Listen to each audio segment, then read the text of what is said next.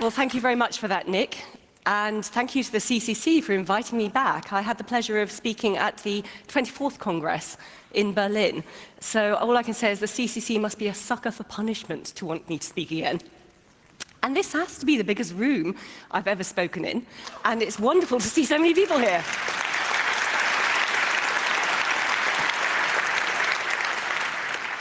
But you know the old adage, size isn't everything, it's what you do with it.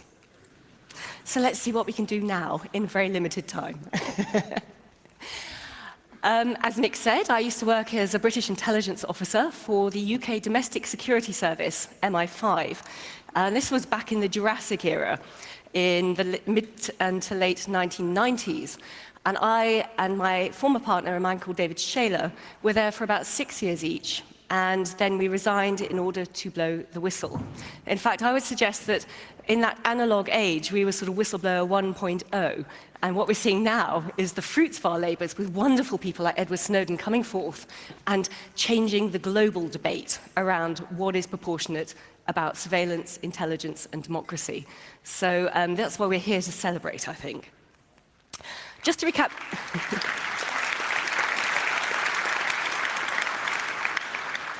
Just to recap very briefly, for those of you who did not sit through my hour-long presentation last time, I worked in MI5 in the 1990s with David Shaler for 6 years, and we saw a whole catalogue of crimes being committed by the British spies, which ended up in us resigning. These included files on government ministers, hundreds of thousands of files on political activists within the UK, bombs that could and should have been prevented, that exploded on UK streets planted by the Provisional IRA, which MI5 could have stopped, but then didn't, and then they lied to government to cover up their mistakes. Innocent people going to prison for crimes and terrorist acts they did not commit. Illegal phone taps, there's a surprise. And it culminated with what became known as the Gaddafi plot, which was MI6, which is a sort of James Bond wing of British intelligence, funding known Islamic extremist terrorists in Libya to try and assassinate Gaddafi in 1996. This operation was illegal under UK law. It went wrong manifestly because Gaddafi survived to be assassinated another day by CIA and MI6-backed rebel forces in 2011. And it killed innocent people. We couldn't think of anything more heinous than that, so we decided to resign, and we ended up blowing the whistle, and we ended up actually going on the run around Europe. This was back in 1997. We had to go on the run literally for a month with MI5 on our heels. We had to live in hiding in a remote French farmhouse for a year. David had to live in French exile for 3 years. He could not return to the UK. And he went to prison not once but twice. First of all, in 1998, when the British government tried but failed to extradite him from France to stand trial for a breach of the Official Secrets Act. And then in 2000, he returned voluntarily to the UK to stand trial, and of course then ended up imprisoned, found guilty, and he was sent to prison again. So he paid a very high price for his whistleblowing activities. I paid a very high price for our whistleblowing activities. And lots of people around us did as well, because our friends, our family, student activist supporters, and even journalists were arrested, and in some cases convicted, for reporting or supporting this kind of work. But this is ancient history. I mean, this was way back in the 1990s, where even cryptome was a mere twinkle in John Young's eyes, although if you go on the site, you will find a lot of documents still from the Shaler whistleblowing years. But one thing I learned from that, or a couple of things, key things I learned from that, was one, how the media can be controlled. It can be spun by the intelligence agencies, even more than our government spin machine. And two, the value of privacy. Because during those years, and subsequently too, I still have my paranoid moments, during those years, we knew that we were being investigated by the spies. We knew that our communications were being intercepted. We'd been on the inside, we knew how they did it. So we knew our emails were not safe, we knew that our telephones weren't safe, we knew as well that there was a high probability that there were property bugs planted in our home, even in our bedroom, where they could listen to everything. We also found out subsequently as well that some of our friends had been pressured by the secret police in the UK to report on us. So this is what it's like to live without privacy. This is what it's like to live under a Stasi state, a secret police or totalitarian regime. And we had it early, because we did something rather weird, rather extraordinary. We blew the whistle, we went on the run. We sort of expected that pushback. It does not mean it's easy to live with. It's incredibly corrosive to the human spirit to think that everything you say, everything you do, even if you just want to have a private conversation with your mother, is being listened to by some grey person in a grey office. And you begin to self-censor. You begin to worry about what you're looking at on the internet. You begin to worry about what you're saying, what you might be giving away inadvertently by talking about your private life, your social life.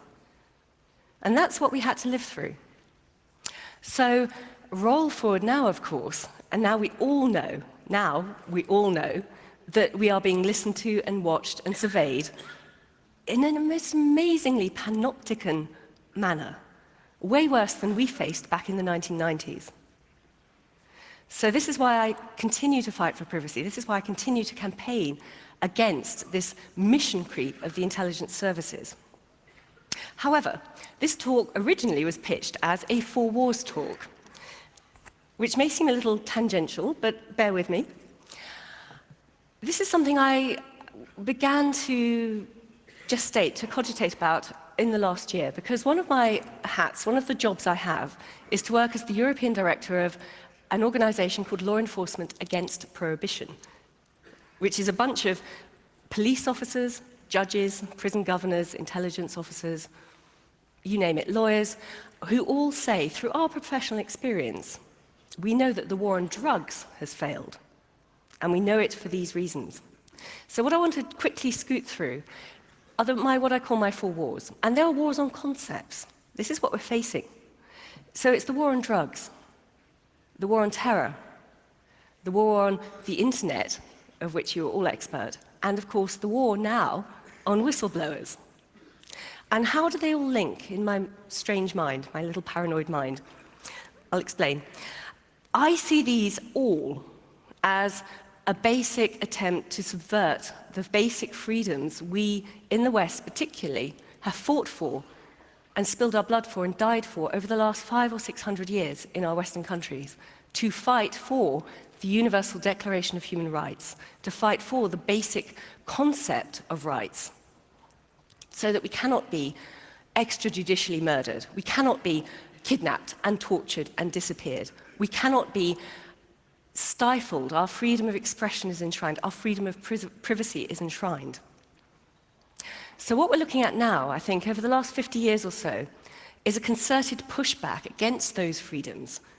The Universal Declaration of Human Rights came into being in 1948 as a direct result, a direct pushback to the horrors of World War II.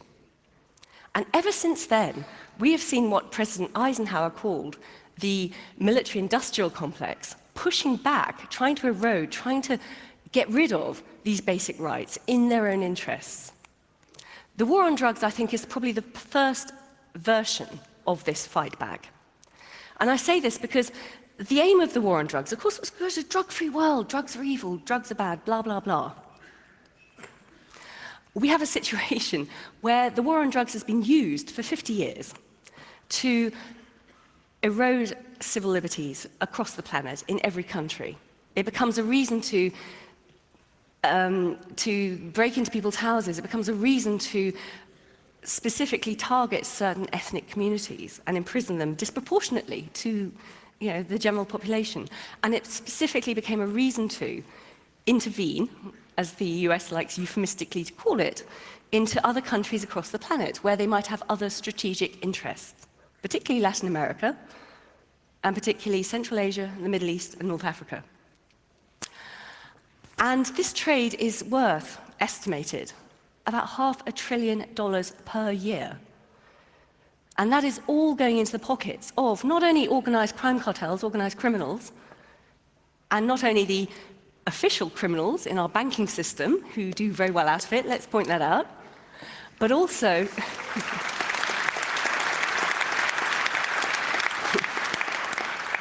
also into the pockets of people, organizations that are designated to be our terrorist enemies.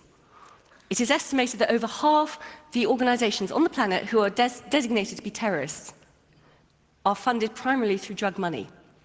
So on the one hand, we prohibit drugs, push the trade underground, it becomes hugely lucrative, and then it creates the war on drugs. And then on the other hand, we want to fight the war on terror, which is fantastic, isn't it? It's a sort of cyclical business model. I mean, some genius somewhere dreamt that up. It's perfect for the military security complex.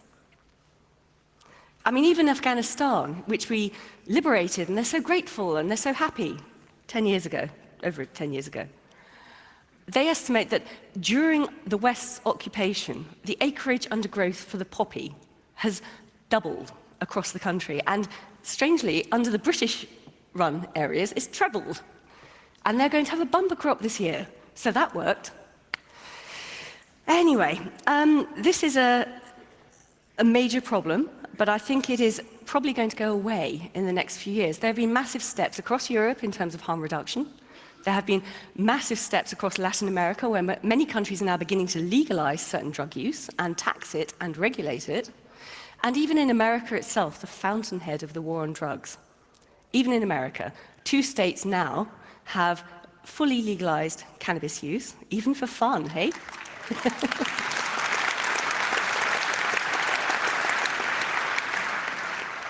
And over 20 states have already legalized for medicinal use. So this war is over.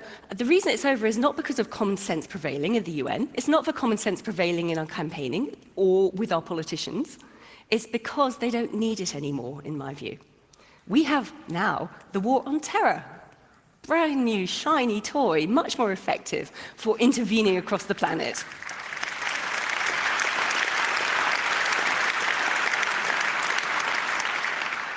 The war on terror, after 9/11, when the intelligence gloves came off, has provided the perfect pretext for eroding all our hard-won civil liberties in all our countries.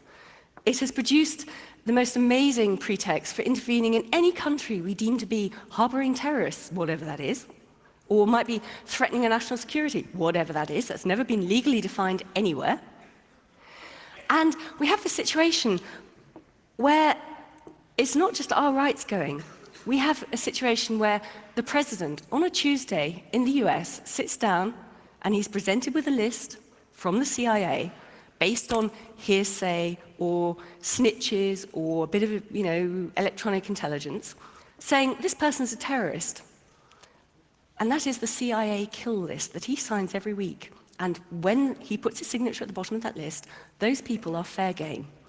Those people will be attacked by kids in America playing video snuff movies, using drones to take out that person on the say-so of anonymous intelligence agents, where whole families and wedding parties and village councils are eradicated from unseen threats in the sky.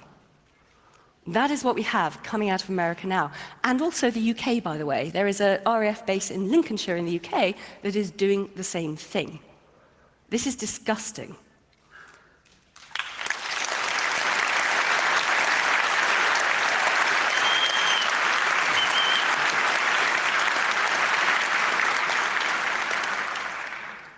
We have a situation where the UK spies have been caught out and tried and found guilty and had to pay reparation for torturing terrorist suspects, kidnapping them, torturing them.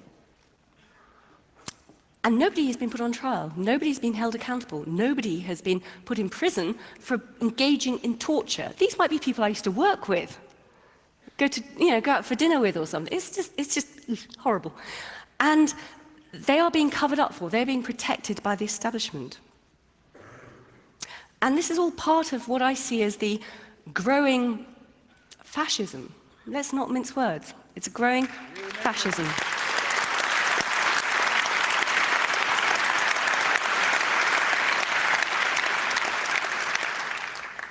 I say that advisedly using Benito Mussolini's definition of fascism, which was the merger of the corporate and the state.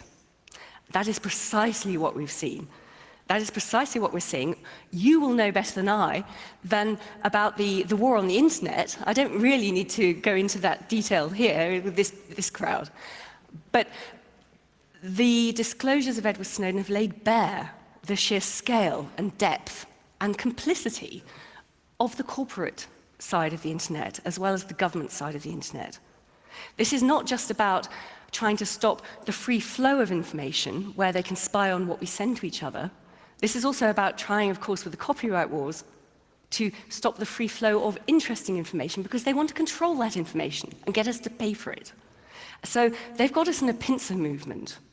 And the corporate lobbyists, the big corporations, have been laid bare as being complicit with the NSA snooping, as Snowden disclosed very early on.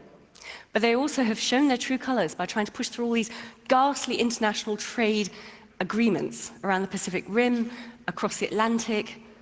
And we need to be aware of this sheer scale of corporatism. What is going on? How many rights we're losing? The fact that these corporations, these lobbyists, can actually put these proposals in writing and tell our elected representatives, who are supposed to represent our interests as citizens, you sign here. You can't read it, but just rubber stamp it. If that is not a definition of corporatism, if that is not an analogy with what was going on in 1930s Germany, I do not know what is.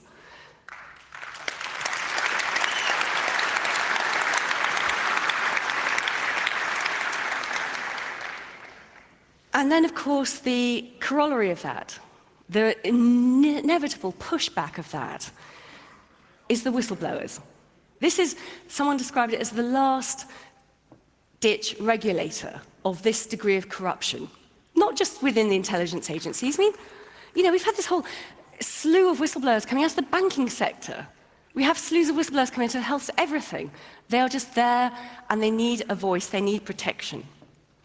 And Snowden is just, he has done the most amazing thing for the planet. I mean, there have been many other whistleblowers in the past, including coming out of the NSA, like Thomas Drake and Bill Binney, and John Kiriakou, who is the CIA officer who exposed their use of torture, who's currently in prison, although the torturers are not in prison. A whole slew of whistleblowers are coming out, and the old adage that you shoot the messenger but you do not address the message is becoming more and more and more entrenched, and it's still working. We have a situation where, in America, they have a law, the 1917 Espionage Act, that is being used against whistleblowers, not spies. And President Obama, in his 2 terms, has used this law against whistleblowers more than all the other presidents before. That is a war on whistleblowers, in my view. And if we don't have whistleblowers, we will never know what's going on. We need to know. Otherwise, we can't take steps to change. So we're in a situation where if we do not have these people, or if they cannot survive the process of coming forward, then we will not have future whistleblowers coming forward. And this is one of the things that, one, WikiLeaks has been so good, trying to support and help people like Edward Snowden, and to produce avenues and conduits where they can publish the information of whistleblowers.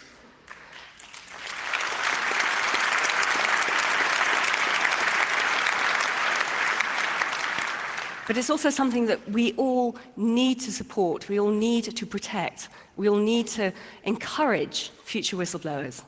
There is the free snowden.is website, and you can all donate to his defense fund. I mean, he is not going to not have a few legal fights in his future, shall we say.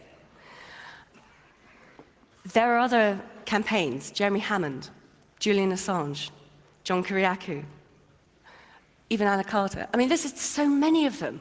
We need people who have the courage to stand up and fight. But if the ones who come before are seen to be crushed, are seen not to survive, not only to lose their jobs or face imprisonment, but lose everything, then future potential whistleblowers, and there may be some here, who think, I'm working in this organization, I see this going wrong, as a single person, I can make a difference. One person can make a difference, such a difference as we've seen with Edward Snowden. We need to encourage that. We need to show they can survive the process. Not just survive, but flourish. So what we are now doing is setting up a sort of umbrella protective organization To help,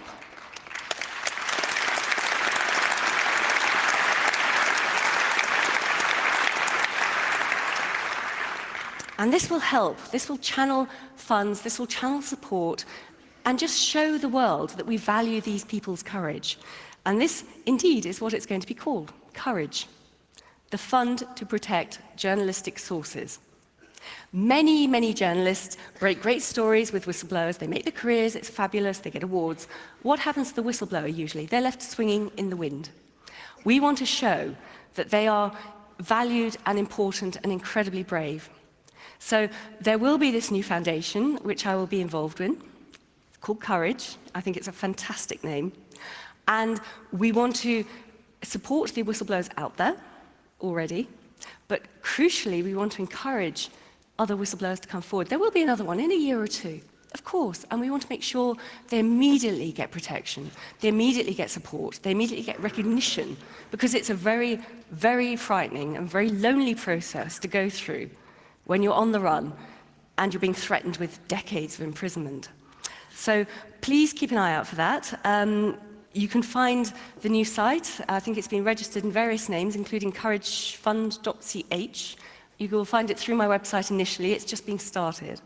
And we want to encourage future whistleblowers, because without them, we haven't got a clue what's going on behind the scenes. More and more, the laws are crushing dissent. More and more, the laws are crushing any resistance. And actually, that is what we need. And that's what we need as an organization, as a group, as a community to do. Because I've said this many, many times. The political process is broken. Democracy has been corporatized.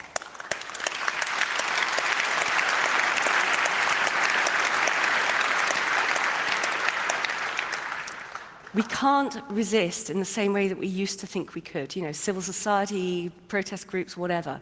They are infiltrated, they are spied on, we are all surveyed, we have no privacy. We can't plan, we can't think, we can't write, we can't communicate freely. But your community, our community, this is the one community that can offer a line of defense. I think you should start calling yourself the resistance, because that is indeed what you are. Please go forth and fight.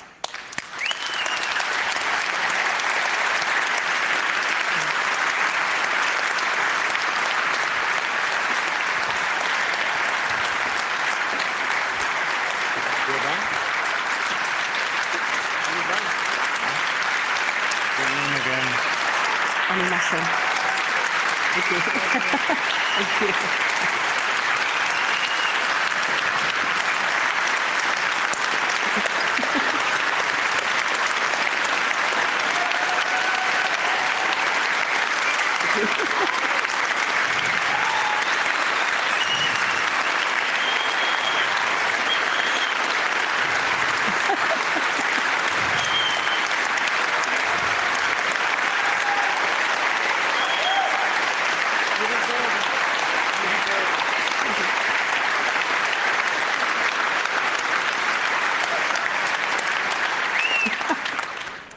So thank you very much for this applause, and be ready for another one in 1 minute. Thank you, Annie, for those. She cut the talks down to 20 minutes. She could tell you a lot more. I'm so sorry you had to cut it, because there was some fuck up I was involved in too. So huge applause again, please. Thank you.